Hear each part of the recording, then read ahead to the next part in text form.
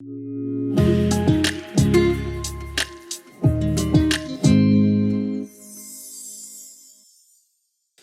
bien, je suis heureux d'être avec vous pour cette deuxième semaine de Libération 21 qui commence. Mais peut-être un petit recap pour ceux qui n'étaient peut-être pas là la semaine passée ou la semaine d'avant. En fait, il y a 2 semaines, Pasteur Normand nous a apporté un message intitulé « Ancré en Jésus et en sa parole ». Normand nous rappelait que notre perception de Dieu, comment on perçoit Dieu, ça a une grande influence sur tout l'ensemble de nos vies, nos choix, nos actions, nos poursuites, les conseils qu'on va donner à quelqu'un. C'est comme un package deal. Hein? Ça vient comme tout assemblé. C'est un peu comme les forfaits Vidéotron. Tu sais, moi, je voulais juste avoir la chaîne de sport. Maintenant, il faut que j'achète toutes les autres chaînes qui coûtent une fortune. C'est un peu comme ça avec notre perception de Dieu. Elle est imbriquée dans une perception du monde, dans laquelle on a une perception de qui on est dans ce monde-là et comment on pense qu'est-ce qu'on pense qu'on devrait faire dans ce monde-là. Maintenant, la semaine passée, dimanche passé, Pasteur Dominique nous a rappelé justement un autre message qui s'appelle « Ancré dans sa douceur », puis il nous a rappelé justement qu'on a tendance à vivre dans ce monde-là en bâtissant notre identité à la lumière de ce qu'on fait. On ne bâtit pas notre identité sur ce que Dieu dit de nous, et on fonde notre identité sur les actions qu'on pose. Puis ça nous amène à la performance humaine, parce qu'on voit Dieu comme un Dieu dur, exigeant, puis incapable à satisfaire. Donc, il faut faire beaucoup d'efforts pour essayer d'avoir sa faveur. Ça a comme conséquence de nous écraser sur de lourds fardeaux que Jésus veut enlever en nous invitant à venir à lui. Dominique nous a rappelé que Jésus est celui qui a dit qu'il était doux et humble de cœur, et que son joug est doux et son fardeau léger. Donc, au lieu de laisser nos actions dicter qui nous sommes, on fait bien d'enraciner ce que nous sommes et ce que nous faisons dans la personne et les actions de Dieu. Dominique disait, laisse Dieu te dire qui tu es et ce que tu fais. Ancre-toi dans la douceur de Jésus qui s'est humilié à la croix pour te libérer de tes fardeaux. Mais ce matin, on continue dans cette même série d'ancrage, hein, ancré en Jésus, ancré dans sa douceur. Et ce matin, chacune de ces ancrages-là vise à défaire ou corriger des fausses perceptions qu'on peut avoir de Dieu. Et ce matin, on a justement de nouvelles perceptions qu'on veut attaquer par le message que je vais apporter. Dieu est indifférent à notre misère. C'est une des fausses perceptions qu'on veut adresser ce matin. Et la deuxième, Dieu est cruel et contribue à notre misère. Ça voudrait dire que Dieu est prompt à nous juger dans sa colère. Il attend juste qu'on fasse une erreur pour nous envoyer des éclairs de colère sur nous. Surtout le Dieu de l'Ancien Testament. On va entendre ça souvent. Le Dieu de l'Ancien Testament est tellement dur, il est tellement en colère. Jésus, par contre, lui, dans le Nouveau Testament, il a dit justement qu'il était doux et humble de cœur. C'est toute une autre affaire. Puis c'est ce genre de fausses perceptions-là qu'on veut adresser ce matin. C'est des perceptions qui sont assez répandues dans notre société. Puis je pense qu'elles sont peut-être aussi présentes dans notre Église. Vous allez dire, sur quoi tu te bases pour dire ça? Bien, en fait, c'est parce que je pense que c'est des perceptions qui sont assez présentes dans ma vie. Puis dans chacun d'entre nous, tout dépendant de nos circonstances qui changent. On est tenté par l'une ou l'autre de ces fausses perceptions, même si on est chrétien, même si on est croyant. Souvent, on est tenté d'être convaincu puis de voir Dieu comme un Dieu indifférent ou comme un Dieu cruel. Mais on va voir ce matin que contrairement à ces fausses perceptions de Dieu, on va voir que Dieu est tout autre de ce qu'on se l'imagine. On a besoin des lunettes de la parole de Dieu pour nous aider à voir ça, à voir Dieu différemment, comme Pasteur Normand disait il y a 2 semaines. Le problème, ce n'est pas que Dieu est différent, mais le fait que nos circonstances, nos expériences passées et présentes affectent notre perception de Dieu. Au lieu de voir Dieu à travers les lunettes de notre expérience puis de nos circonstances, on a besoin de voir nos circonstances et nos expériences à travers les lunettes de ce que Dieu dit être dans sa parole. C.S. Lewis, un auteur très populaire au 20e siècle en Angleterre, disait qu'il croit en Dieu comme il croit au soleil. Non pas parce qu'il le voit se lever, mais parce que quand il se lève, il voit tout le reste. Et c'était la lumière de cette perception de qui est Dieu, avec ces lunettes-là de ce que Dieu nous montre sur lui et sur le monde qu'on a besoin de voir nos vies, nos circonstances, nos expériences. C'est pas tout le monde qui pense cela, qui pense qu'on a besoin de voir nos vies, nos circonstances, notre monde à la lumière de ce que Dieu dit être. En fait, j'aimerais qu'on puisse faire jouer une vidéo justement qui témoigne du fait que dans notre monde, il y a beaucoup de personnes qui pensent tout à fait le contraire. J'aimerais qu'on puisse partir la vidéo désormais. Y a-t-il quelqu'un qui pourrait m'aider à vivre? Y a-t-il quelqu'un que je pourrais suivre? Dans ce village, dans ce pays, sur cette terre, y a-t-il quelqu'un? Y a-t-il quelqu'un? Comme l'oiseau aux ailes brisées, je désespère, en manque de soins, en manque d'amour. Sur mes genoux ce soir, je récite une prière. Ce Dieu auquel je ne crois pas, mais qui dit quelque chose d'essentiel sur l'humanité. Parce qu'au fond, si on a inventé un Dieu Père et un Dieu d'amour, c'est qu'on sentait que l'amour est la valeur suprême, que sans amour, on n'est rien du tout, comme dit la chanson, et je continue de penser que c'est vrai. Et c'est aussi parce qu'on expérimentait que l'amour le plus fort, le seul inconditionnel, le seul désintéressé en quelque chose, c'est l'amour parental. C'était un extrait du film L'heureux naufrage qui a été produit et réalisé par Guillaume Tremblay.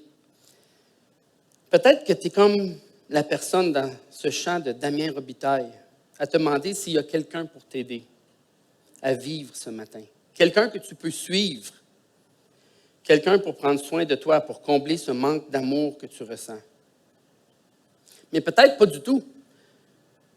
Regarde le philosophe André Comte-Sponville. Pour lui, ce quelqu'un, ce Dieu de paix et d'amour, n'existe pas vraiment à part dans notre imagination.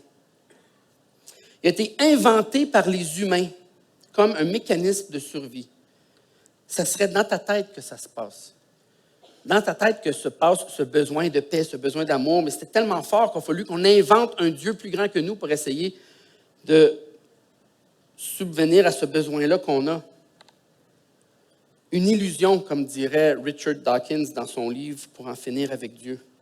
Mais même quand on croit que Dieu existe réellement, comme un être à l'extérieur de nous, on peut penser qu'il n'est pas vraiment là pour nous aider à vivre. On peut chanter cette chanson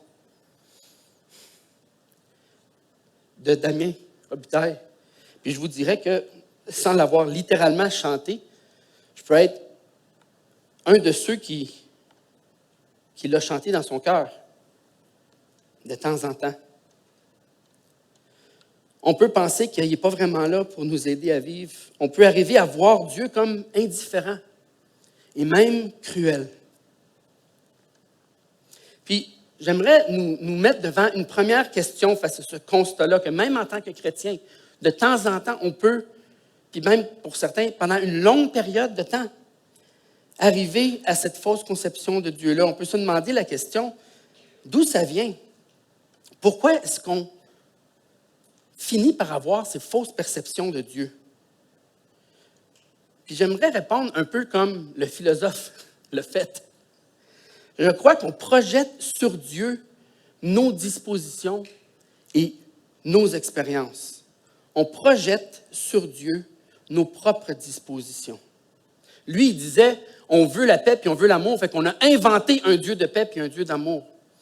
Mais nous, dans notre expérience, quand on ne ressent pas cette paix et cet amour, quand on ne ressent pas que Dieu nous accompagne, quand on a plutôt l'impression qu'il est contre nous et qu'il est cruel, on fait la même chose. On projette sur Dieu, on s'imagine que Dieu est ces choses-là, indifférent et cruel. Quand quelqu'un nous fait du mal, on a tendance à réagir d'une manière disproportionnée au mal qui nous est fait. De deux manières différentes, en fin de compte. On va faire comme si ça ne nous dérange pas. On va projeter à tout le monde que non, on est dur, ça ne nous dérange pas. Oui, tu nous as fait du mal, mais ça ne nous dérange pas. On est au-dessus de ça. On peut même minimiser puis banaliser le mal qui nous est fait. Nier sa réalité, non, c'est pas si grave que ça ne m'a rien fait. Mais une autre manière de réagir, qui est aussi disproportionnée, c'est de faire comme si c'était la pire chose qui nous arrive. Comme si c'était la fin du monde. On va amplifier puis exagérer le mal qui nous est fait. Puis là, on va en vouloir à la personne, puis on va penser que le seul moyen de régler ça, c'est que cette personne-là soit punie. Mais quand c'est nous qui faisons du mal à quelqu'un, je vous dirais qu'on a tendance à faire la même chose, à exagérer d'une manière disproportionnée au mal que nous, on a fait à quelqu'un puis qu'on a fait subir. On va faire comme si ça ne nous dérange pas trop d'avoir fait du mal. On va minimiser, banaliser le mal que nous, on a fait, nier sa réalité, finalement, c'était pas si pire, t'exagères, t'es susceptible. T'sais. Ou, d'une autre manière, on va être tellement déprimé, tellement découragé, parce qu'on va agir comme si c'était la pire chose qu'on aurait faite, que quelqu'un aurait pu faire. Puis là, c'est nous qui va être écrasés par notre propre culpabilité. On va amplifier puis exagérer le mal que nous, on a fait comme si c'était la fin du monde. Comme si c'est irrémédiable, comme si Dieu ne peut pas rien faire avec ça. On est une cause perdue. Cette disposition-là que nous avons envers nous-mêmes et envers les autres, cette manière d'agir-là qu'on a, on la projette sur Dieu, frères et sœurs, bien souvent. On s'imagine que Dieu est disposé comme ça envers nous, comme si Dieu agit comme ça envers nous, soit qu'il est indifférent à notre égard ou au mal que l'on subit ou que l'on fait subir aux autres. Ou soit qu'il attend juste de nous punir pour le mal qu'on a fait subir aux autres, puis il attend juste de punir les autres pour le mal, ou de nous punir pour le mal que nous, on a fait subir aux autres. C'est l'équivalent de créer finalement un Dieu à notre image. Un peu comme André Comte-Sponville le disait dans L'Heureux naufrage.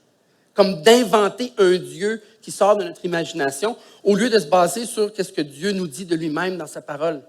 Mais on le fait sans s'en rendre compte. On croit que Dieu existe, mais on s'imagine qu'il est comme ceci ou comme cela, basé sur le fait que nous, on est comme ceci ou comme cela. On se donne donc l'autorité de dicter ce qu'est Dieu et comment il est, au lieu de se soumettre à ce que Dieu dit et révèle de lui-même. D'où nous vient donc cette tendance de faire cette projection? C'est ça la question à laquelle on est confronté en ce moment.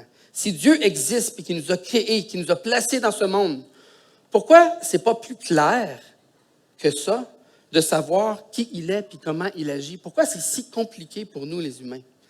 Mais en fait, la Bible dit que c'est clair.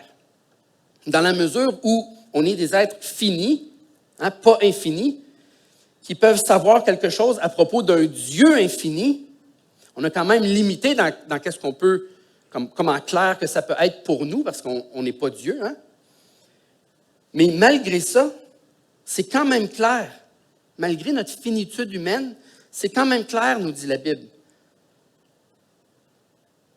Même quand c'est clair, on persiste à refuser d'accepter ce que Dieu dit de lui et de nous. Nos propres dispositions, en fait, sont teintées par le péché dès notre naissance, à cause de la nature pécheresse qui est en nous. Vous savez, la Bible dit qu'on n'a pas été créé par Dieu avec une nature pécheresse à l'origine. Adam et Ève ont été créés à l'image de Dieu avec une nature innocente, sans péché, sans corruption, sans mal. La création de Dieu était vas-tu le dire? Belle et bonne. J'ai dit bol et ben. C'est vraiment bon. Mais après la première désobéissance d'Adam et Ève, le mal et la corruption s'est répandu dans la création et principalement dans nos vies et par nos vies. On est les agents du mal. On le subit, mais on est aussi les agents du mal. Cette désobéissance s'appelle le péché, le fait d'avoir manqué la cible par rapport à ce que Dieu veut pour nous. On ne s'en rend même pas compte, mais on s'accommode du péché et on s'accommode au péché. C'est-à-dire que on apprend à vivre avec le péché, puis on apprend à se satisfaire du péché, de telle sorte qu'on obéit à tous ses ordres, à tous les commandements du péché, sans même qu'on s'en rende compte. De telle sorte qu'on ne se rend même pas compte que ce n'est pas normal. C'est-à-dire que ce n'est pas quelque chose pour lequel on a été créé. La norme, ce n'est pas la corruption de la création. La norme, c'est ce que Dieu a créé avant que le péché détruise sa création. Mais c'est devenu pour nous, qui vit dans un monde pécheur, dans un monde déchu, le nouveau normal. On se satisfait du péché, puis on s'accommode du péché. J'ai une illustration justement pour parler de ça, comme en parlant de ça. J'ai pensé justement à mon expérience avec ma botte ici. En fait, quand je me suis blessé en snowboard, la première semaine, ça a pris quand même une semaine avant que j'aille faire une radiographie pour ma cheville. La première semaine, j'ai marché avec des béquilles les 2 premières journées, après ça, avec une canne. Puis là, le reste de la semaine, j'avais pas de bottes, mais je boitais, tu sais. Parce qu'il faut quand même continuer à vivre, tu sais. Il faut que j'aille manger, il faut que j'aille au bureau qui est au sous-sol, il faut que j'aille à la toilette, tu sais. On continue à vivre. Mais là, j'avais vraiment mal à la cheville. Fait que j'ai trouvé une manière comme que je pouvais marcher comme ça, genre. Pendant une semaine de temps, j'ai marché de même. Puis là, finalement, je suis allé voir le docteur, il a fait une radiographie, puis là, le docteur a dit, il faudrait que tu mettes une botte pendant 4 semaines parce qu'on pense qu'il y a un os qui est détaché de ton os, un petit morceau d'os qui est détaché. Fait que je suis allé au chiro, puis je n'avais pas ma botte. Puis mon chiro, il ne m'a pas vu rentrer, il ne m'a pas vu boiter. Il est arrivé dans la salle, j'étais déjà assis sur le lit. Puis là, il m'a dit, mets-toi sur le ventre. Fait que là, il commence à tâter, il est comme des mains magiques, mon chiro. Hein? Il commence à tâter ma colonne vertébrale. En 2 secondes, il dit, coudonc, qu'est-ce qui t'est arrivé? Je suis comme, comment ça? Il dit, c'est vraiment comme bizarre, t'as plein d'affaires, c'est croche au bout. J'ai dit, il y a une semaine, je me suis fait mal, puis en snowboard, puis là, depuis ce temps-là, je boite. Puis là, j'ai commencé à porter une botte aussi, tu sais, puis la botte est comme débalancée, c'est pas la même hauteur, fait que je suis tout le temps comme en train de marcher de même, tu sais. Mais en fait, ça faisait déjà une semaine, puis j'avais déjà des conséquences dans ma colonne vertébrale. Mais une semaine après, quelqu'un qui ne m'avait pas vu avec ma botte encore m'a dit, qu'est-ce que tu fais avec une botte? Qu'est-ce qui t'est arrivé? Là, c'est comme, il m'est arrivé telle affaire. Mais savez-vous quoi? Moi, ça faisait déjà comme quelques jours, ou 1 ou 2 semaines, puis j'avais comme déjà oublié que je boitais. Déjà oublié que je marchais comme ça. C'était juste comme, il faut continuer à vivre. Fait que je vais trouver le moyen de continuer à faire mes affaires. Puis j'y pensais déjà plus que j'avais une blessure à la cheville puis que je portais une botte. Hey, en 1 semaine ou 2, je vivais ma vie comme si ça, c'était normal. C'est comme si c'était normal de boiter. Comme si c'était normal comme de marcher tout croche. Imaginez une vie entière à vivre comme si le péché, c'est juste normal, parce que c'est juste ça qu'on a connu. On est venu au monde avec une nature pécheresse. Les conséquences que ça peut avoir dans notre cœur, dans notre esprit, dans nos pensées, dans nos attitudes, dans notre manière de réagir avec Dieu, dans notre manière de réagir avec les autres. C'est pas surprenant qu'on a toutes sortes de fausses conceptions sur Dieu. Romains 1, 18 à 25 en parle longuement. Puis on n'aura pas le temps de lire au complet ce passage-là. Mais dans ce passage-là, ça commence en disant, dans le verset 18, « La colère de Dieu se révèle du ciel contre toute impiété et toute injustice des hommes qui, par leur injustice, tiennent la vérité prisonnière. Car ce qu'on peut connaître de Dieu est évident pour eux, puisque Dieu le leur a fait connaître. » Ce que ce passage nous dit, c'est que nous la connaissons, la vérité sur Dieu. Dieu nous l'a fait connaître. On vient de lire. Ce qu'on peut connaître de Dieu est évident pour eux, puisque Dieu le leur a fait connaître. Mais Dieu est en colère contre notre injustice, parce que depuis notre enfance, depuis notre temps de jeunesse, depuis notre naissance, on passe notre temps à garder cette vérité-là qu'on connaît sur Dieu captive, à la refouler, à essayer de l'oublier, à essayer de la cacher. Au verset 20, on lit « Ils sont donc inexcusables, tous les hommes qui retiennent la vérité prisonnière, qui la retiennent captive, puisque tout en connaissant Dieu, ils ne lui ont pas donné la gloire qu'il méritait en tant que Dieu. Ils ont remplacé, au verset 23, la gloire du Dieu incorruptible par des images qui représentent l'homme corruptible. Au verset 25, eux qui ont remplacé la vérité de Dieu par les mensonges et qui ont adoré et servi la créature au lieu du Créateur. Tu vois, l'effet du péché sur nous et en nous est de nous faire voir le péché comme si ce n'était pas un péché. Fait qu'on vit notre vie depuis notre jeunesse, puis à moins qu'il y ait quelqu'un qui nous parle de l'Évangile, à moins qu'il y ait quelqu'un qui nous ouvre les yeux sur la nature de notre péché, à moins qu'il nous ouvre les yeux sur ce que Jésus-Christ a fait pour nous, on vit notre vie, c'est pas surprenant, avec le péché qui nous convainc que ce qu'on fait, c'est pas du péché. Puis on trouve ça juste normal, on est tellement habitués. Le pire, c'est qu'on connaît Dieu, on possède la vérité à son sujet, ce passage nous dit, mais on passe notre temps à la refouler, à l'étouffer, à la remplacer par le mensonge.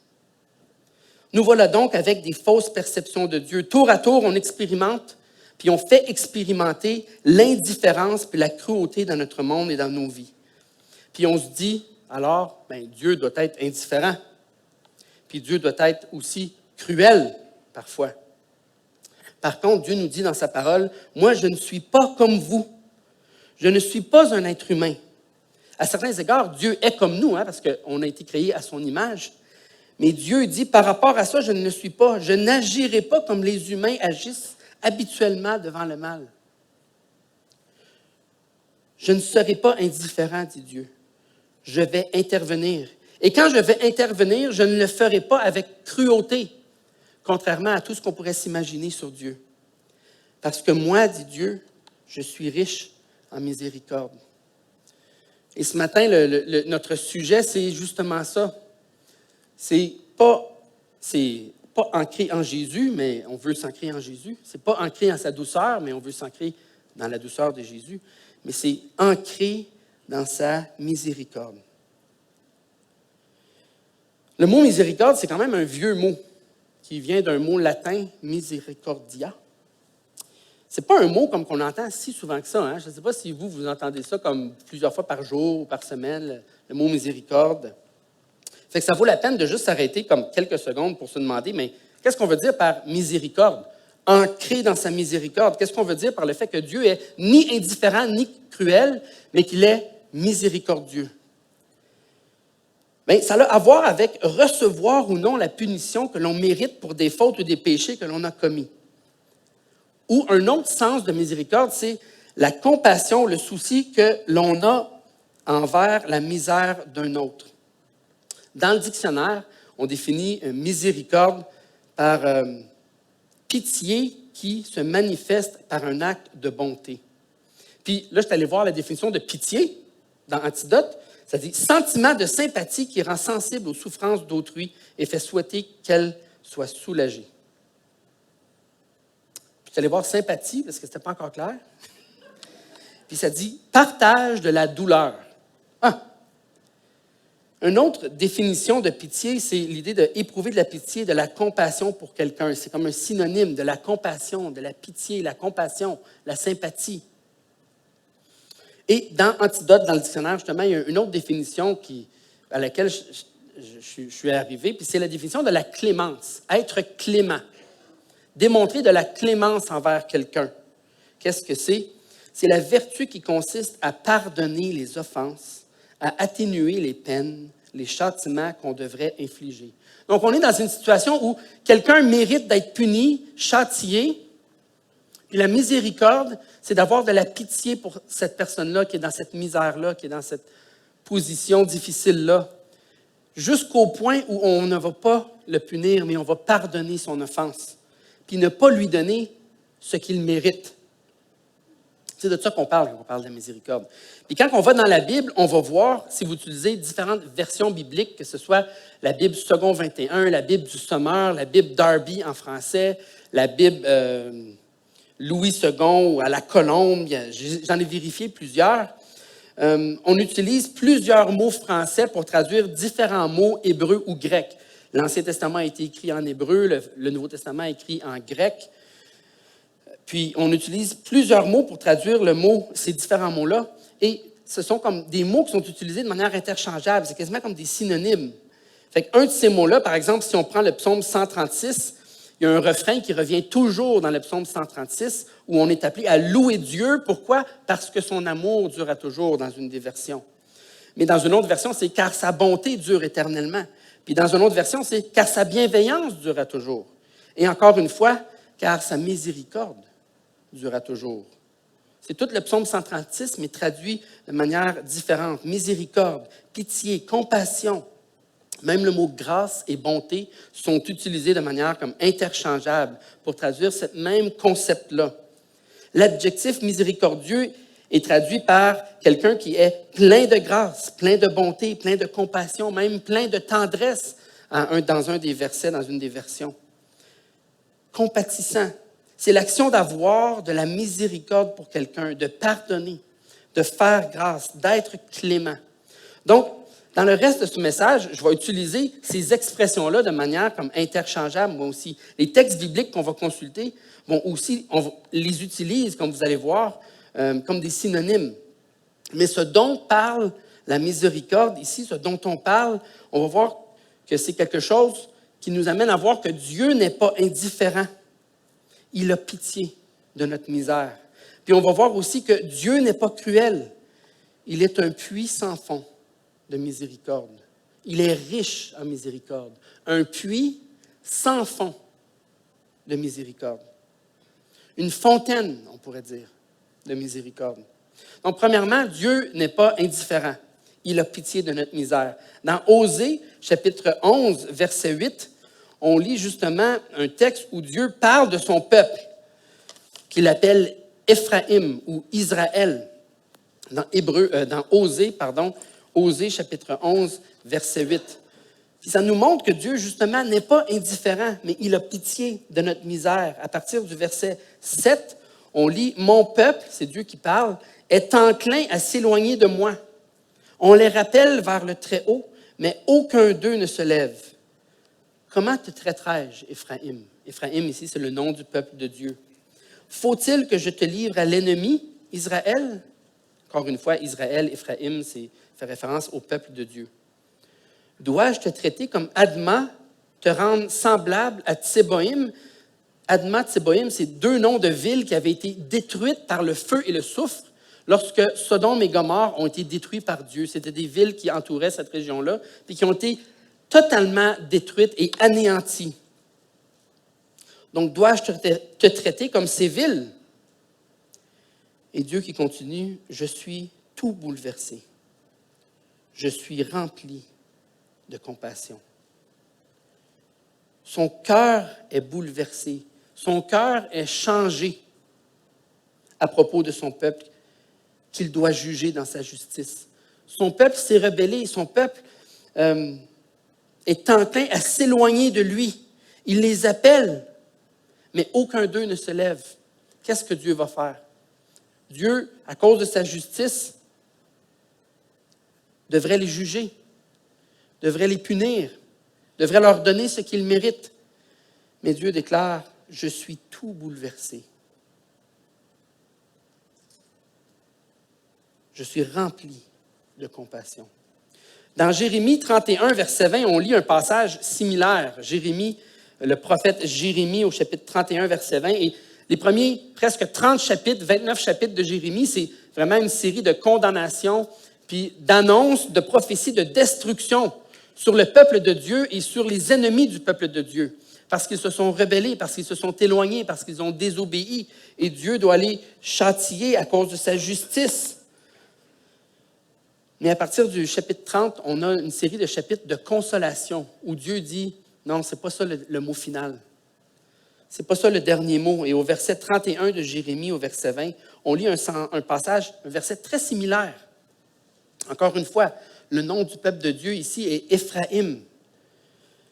Au verset 20, ça dit « Éphraïm est-il donc pour moi un fils chéri, un enfant qui fait mon plaisir, pour que chaque fois que je parle contre lui, son souvenir reste si fort en moi. » Ce qu'il faut savoir, c'est que dans les versets précédents, Dieu a parlé contre son peuple. l'a repris parce que le peuple lui désobéissait et Dieu a parlé contre lui en disant, si vous persévérez dans la désobéissance, je vais venir puis je vais vous châtier puis je vais vous détruire.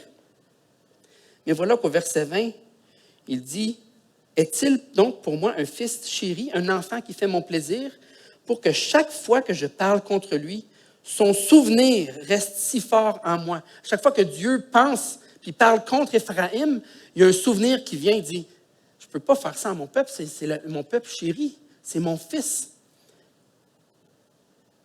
Et donc Dieu continue au verset 20, c'est que je suis profondément bouleversé quand il est question de lui.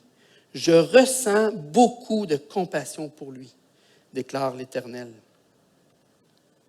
Dieu est profondément bouleversé pour son peuple, qui revient à lui dans la confession de ses fautes, prêt à s'en détourner. Parce que juste un petit peu plus tôt, dans le verset, ça dit, dans le chapitre 31, au verset 18, « J'entends clairement Éphraïm se lamenter parce qu'ils sont sous la condamnation de Dieu, puis sous la menace de la destruction. Et ils l'ont vécu parce que Dieu les a exilés de leur pays, de la terre promise. Et Éphraïm dit, « Tu m'as corrigé et je me suis laissé corriger. Pareil à un jeune taureau qui n'a pas encore été dressé. Fais-moi revenir et je reviendrai, car tu es l'Éternel, mon Dieu. » Dieu, devant la confession de ses fautes, est prêt à s'en détourner. Et il est tout bouleversé. Dieu ressent beaucoup de compassion, de pitié pour son peuple. Même dans le Nouveau Testament, dans Jacques, chapitre 5, verset 11, Jacques nous dit, « Nous disons heureux ceux qui persévèrent. Vous avez entendu parler de la persévérance de Job et vous avez vu la fin que le Seigneur lui a accordée. » Job, Pasteur Roman nous en a parlé il y a 2 semaines, a vécu des choses tellement difficiles, mais l'histoire s'est bien terminée pour lui. Pourquoi? Car Jacques nous dit, car le Seigneur est plein de tendresse et de compassion. Dans Luc chapitre 6, verset 36, Jésus nous encourage dans le sermon sur la montagne à ne pas rendre le mal pour le mal, mais à aimer nos ennemis et à leur faire du bien et même prier pour eux et chercher leur bénédiction, à les bénir.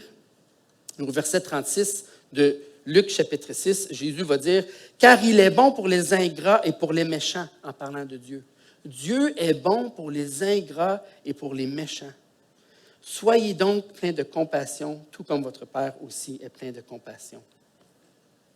Dans l'Ancien Testament, dans le Nouveau Testament, dans toute la Bible, on voit que Dieu est riche en miséricorde, est une fontaine de miséricorde, de compassion, de pitié pour son peuple qui se repent. Mais même en tant que chrétien, on projette bien souvent sur Dieu l'indifférence que nous expérimentons de la part des autres et que nous, on fait expérimenter sur les autres.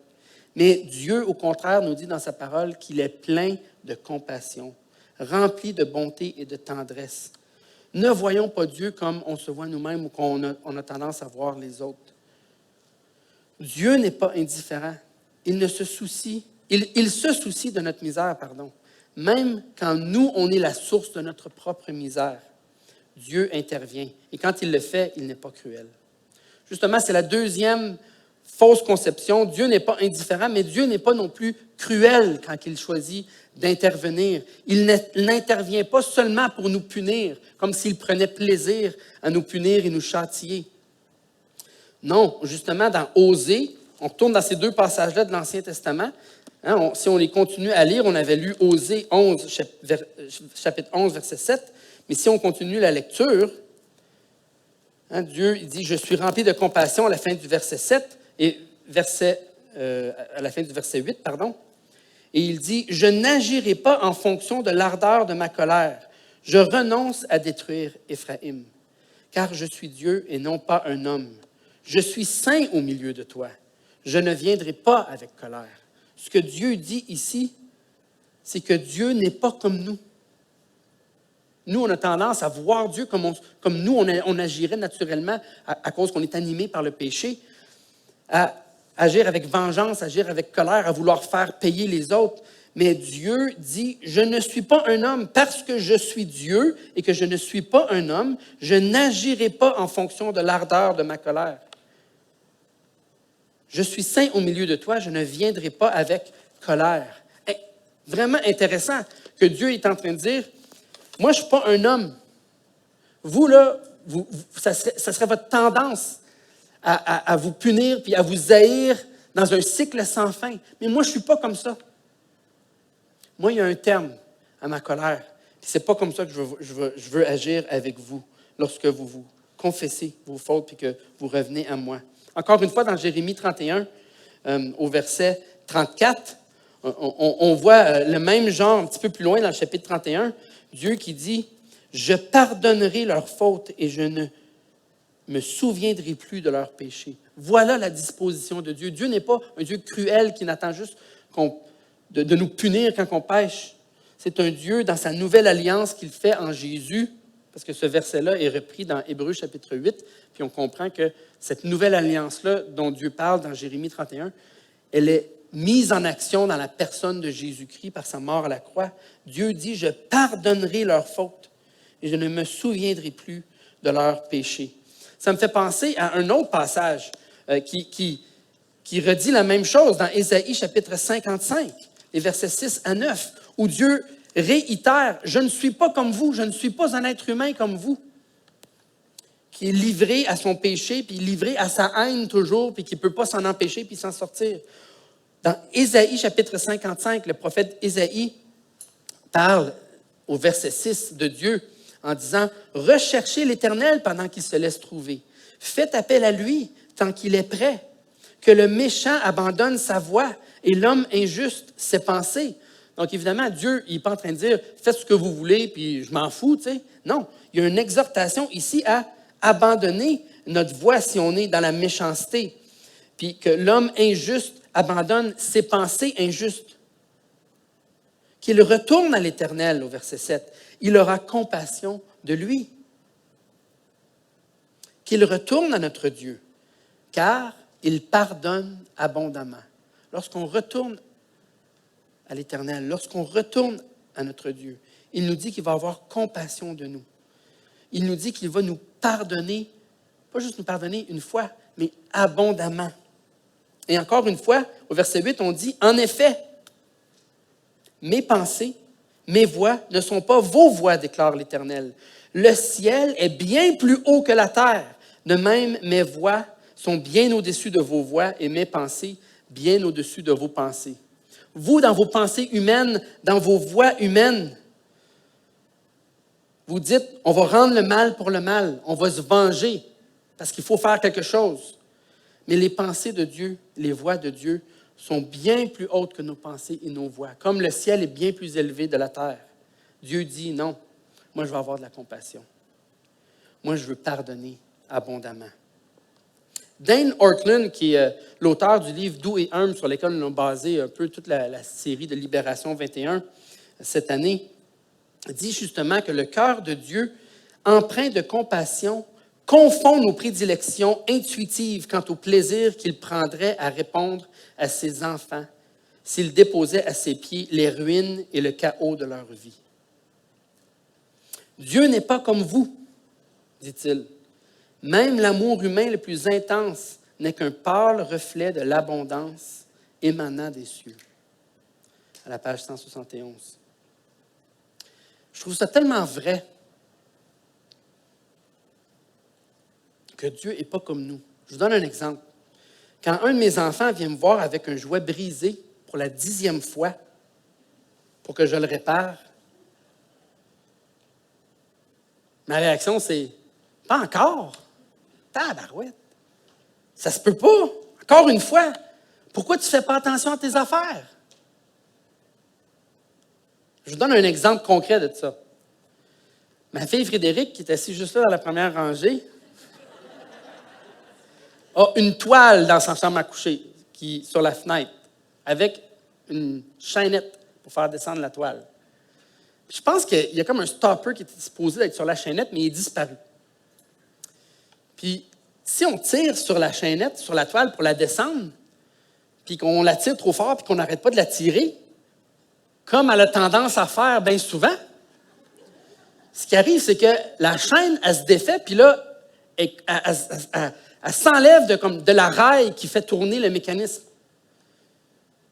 Hey, combien de fois dans les derniers 2 ans, elle est venue me voir, « Papa, je pas capable de remonter ma toile. Pourquoi? Bien, parce que là, on me montre la chaîne, tu sais, et dans sa main. Je suis comme, pourquoi tu tires trop dessus? Arrête de trop tirer dessus. Là, je vais l'avoir. Regarde, c'est pas compliqué. Là, je vais installer la chaîne. Regarde, tu fais ça de même. Là, je la fais marcher. Là, ça marche. Là, faut pas que tu tires plus que ça. Faut que tu arrêtes rendu là. T'arrêtes. Jusqu'au jour où elle revient avec la chaîne dans sa main. Ah, excuse, ma toile, je suis pas capable de la remonter. Moi, je suis comme, Puis elle est juste là, puis elle sait exactement de quoi je parle. Hein, Frédéric?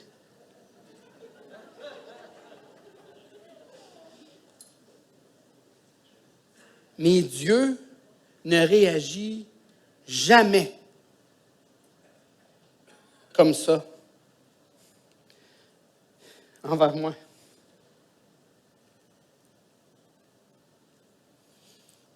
Puis Frédéric, tu sais, la seule chose que je peux faire, c'est te demander pardon de moi-même réagir comme ça envers toi. Parce que ce n'est pas ce que je reçois de Dieu.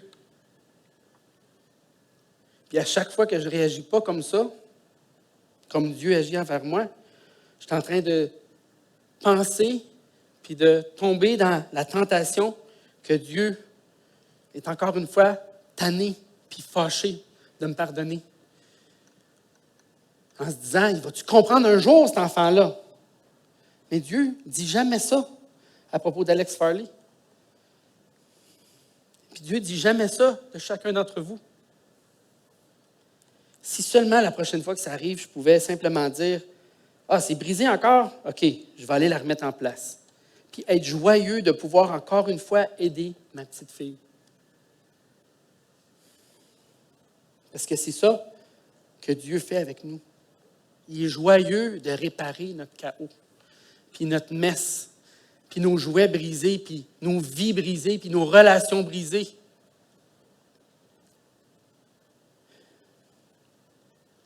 Il est prêt à nous pardonner abondamment, puis à oublier nos fautes, à ne pas en tenir compte.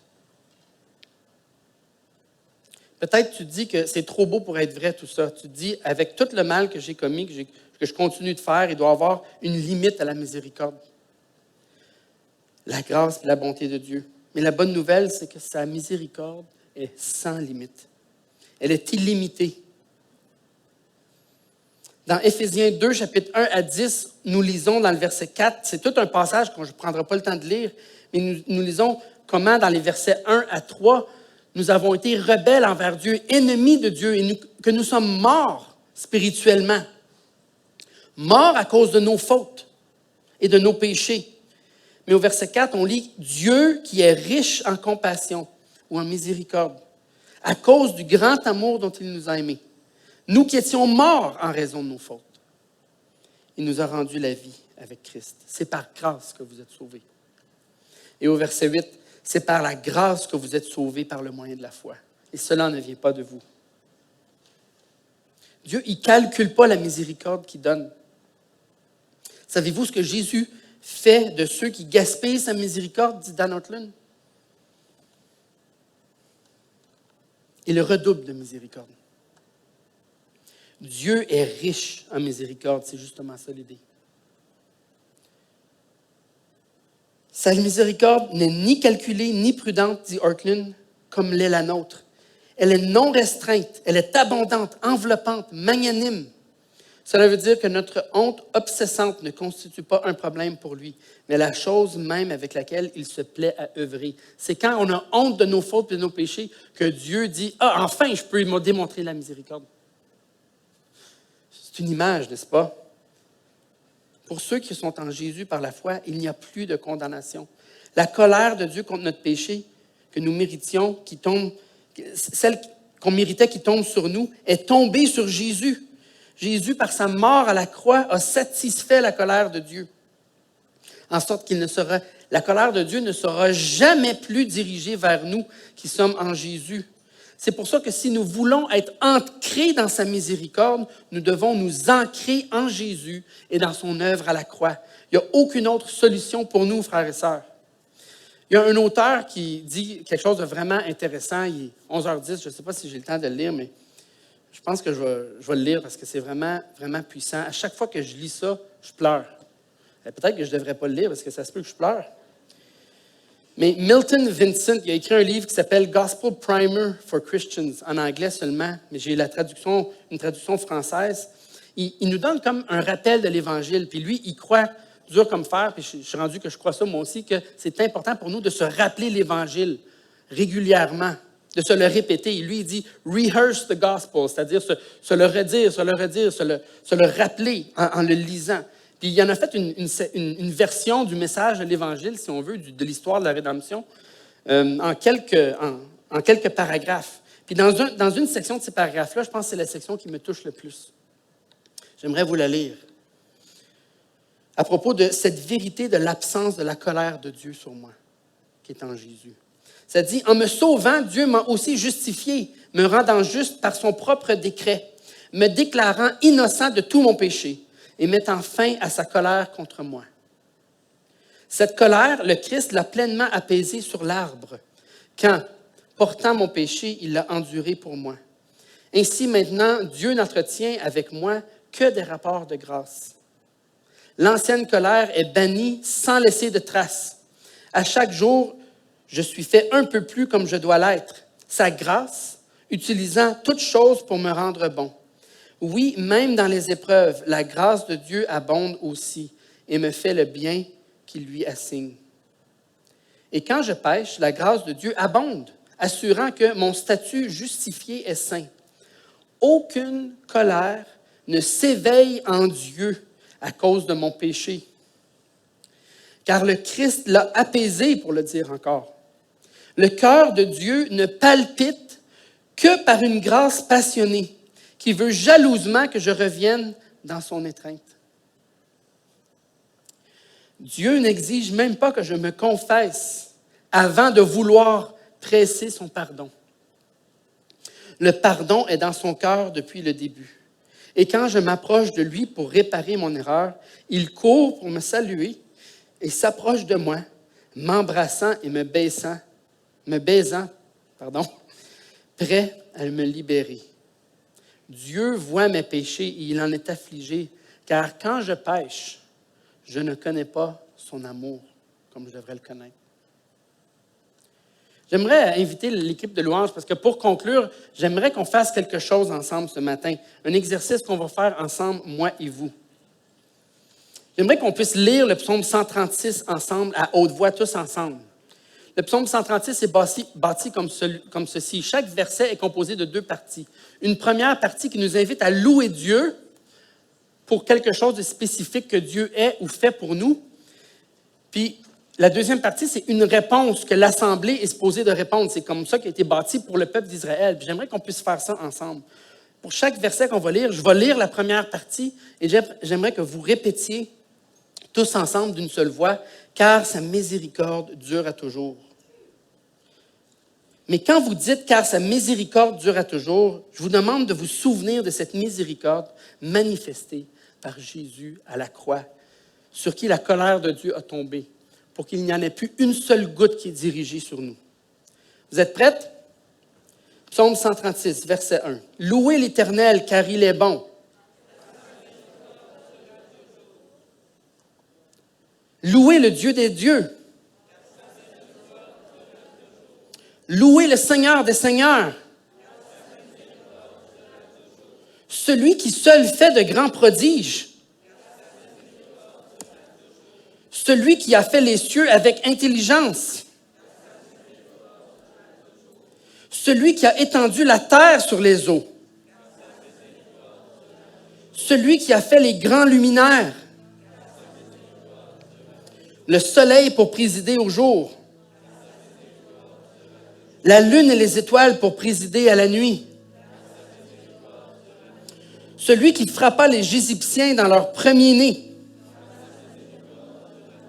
et fit sortir Israël du milieu d'eux.